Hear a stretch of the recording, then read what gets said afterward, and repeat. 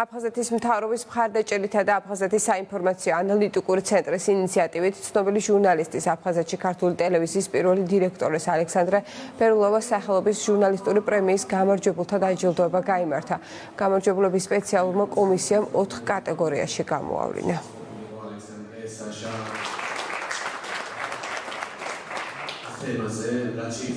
დარწმუნებული ვარ, რომ ეს ჯილდო გადაეცემა ყველა ჟურნალისტს, რომელიც შეიტანს წვლილს ჩვენს მშვიდობიან დაბრუნებაში, ჩვენს აფხაზდებთან და ძმებთან ერთად. რამე თუ ძალიან მნიშვნელოვანია თითოეული ჟურნალისტის წვლილი ამ პროცესში.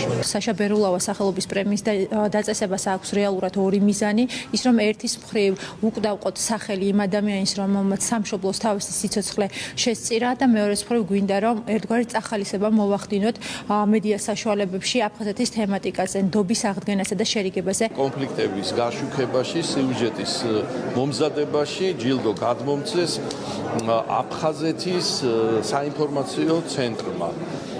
ეს არის ძალიან საამაყო და ძალიან სასიხარულო